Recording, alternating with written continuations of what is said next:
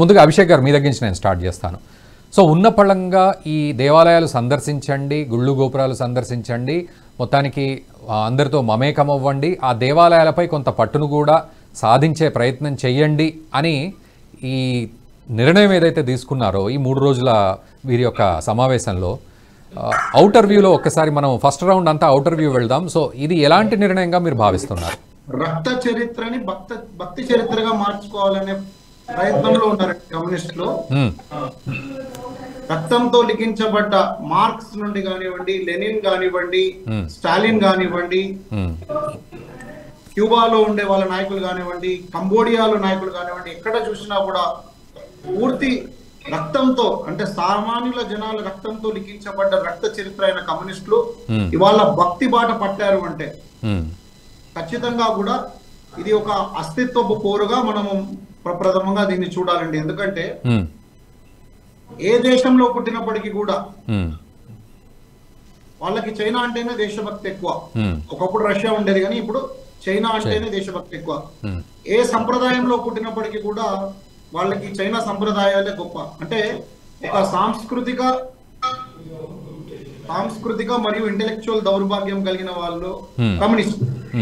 కానీ వాళ్ళు అవన్నీ వదులుకొని కూడా స్థానిక భారతీయ సంప్రదాయాలని, భారతీయ జీవన విధానాన్ని గౌరవించాలి, ఇక్కడ ఉండే ఆచారాలను మనం పాటించాలి, ఇక్కడ ఉండే మతాన్ని మనము స్వీకరించాలి, అందులో పాల్గొనాలి అనే సిచ్యువేషన్ కి వాళ్ళు వచ్చారంటే కనుక ఇది ఒక లాస్ట్ లెగ్ లో వాళ్ళు ఉన్నట్టుగా మనం భావించవచ్చు. ఎందుకంటే వాళ్ళ మూల సిద్ధాంతాలని మర్చిపోయి religion is opium of the masses, అంటే జనాలని మాయలో ఉంచడానికి, మత్తులో ఉంచడానికి మాత్రమే మతము, ధర్మము, సంస్కృతి ఇవన్నీ ఉంటాయని భావించే కమ్యూనిస్టులు ఇవాళ ఇదే సంస్కృతిని, దేవాలయాలని ధార్మిక, ఆధ్యాత్మిక, సాంస్కృతిక కేంద్రాలండి, వాటిని వీళ్ళు స్వీకరించాలి, పైగా అందులో సేవలు కూడా అందించాలి అన్నారంటే ఐదర్ వాళ్ళు ధర్మం వైపు ఆకర్షితులన్నా అవుతున్నారు, అంటే ఇంకా వాళ్ళ మూల సిద్ధాంతం కలిగిన వాళ్ళు వాళ్ళ దగ్గరన్నా లేరు, లేదా కాంప్రమైజ్ అవుదాము, ఎందుకంటే ఇంకా మనం చెప్పే కబుర్లతో సమాజంలో యాక్సెప్టెన్స్ రావట్లేదు అన్న రియలైజేషన్కి వచ్చారు.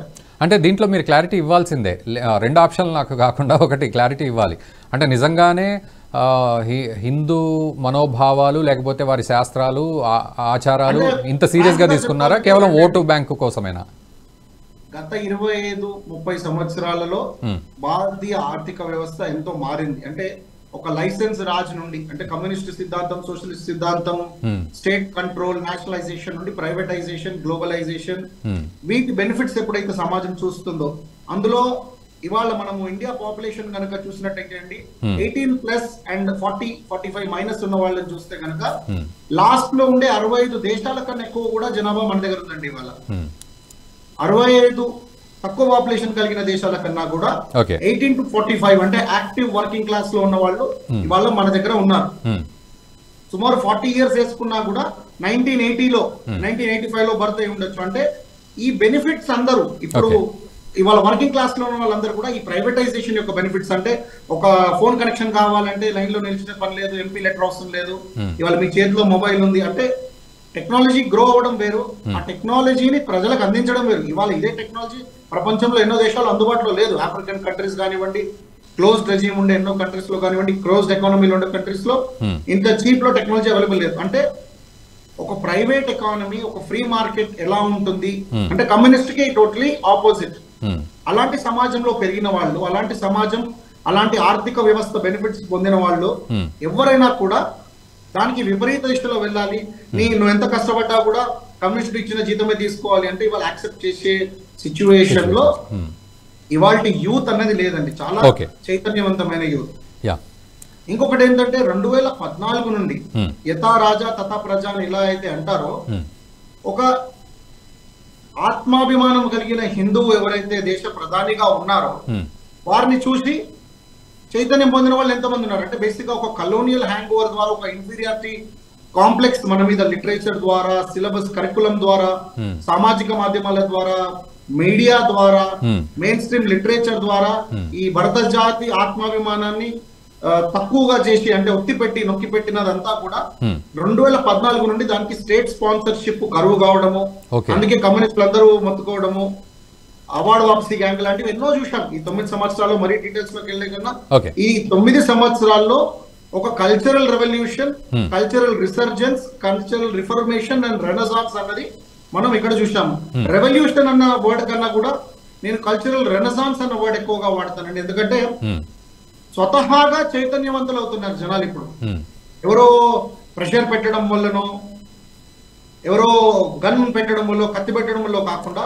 అయితే అభిషేక్ గారు మీరు చాలా విశాల హృదయంతో చెప్తున్నట్టుగా అనిపిస్తుంది. బట్ ఇది ఇందులో దీని వెనక 2014 లోక్సభ ఎన్నికల్లో ఫలితాలు చూసి మనం కూడా కొంత అడుగు వేయాల్సిందే ముందుకు అనే కంప్రెషన్ తోటి అడుగు వేస్తున్నారేమో అన్న చిన్న డౌట్ వస్తుంది. అక్కడికి వస్తున్నానండి. ఈ సామాజిక పరివర్తన ఏదైతే జరిగిందో, హిందువులు చైతన్యవంతులై జాగరూకులు ఎప్పుడైతే అవుతున్నారో, అరే మనకు వీళ్ళపై ఉన్న పట్టు సడలిపోతుంది, వీరిని మళ్ళీ మనం మన గుప్పిట్లోకి తెచ్చుకోవాలి, మన ఫోల్డ్ లోకి తెచ్చుకోవాలి అంటే కొంచెం వాళ్ళ లాంగ్వేజ్ మాట్లాడాలి, కొంచెం వాళ్ళకి నచ్చే విధంగా ఉండాలి అని ఒక డెస్పరేషన్ లో, అంటే ఒక పొలిటికల్ ఐడెంటిటీ కరువు కావడం వల్ల, దానికి కొదవ వల్ల ఇవాళ ఒక డెస్పరేషన్ తోని వాళ్ళు తీసుకునే చర్యగా 100% దీన్ని చూడొచ్చండి. ఎందుకంటే మూల సిద్ధాంతం మీద కాంప్రమైజ్ అయిపోయారు.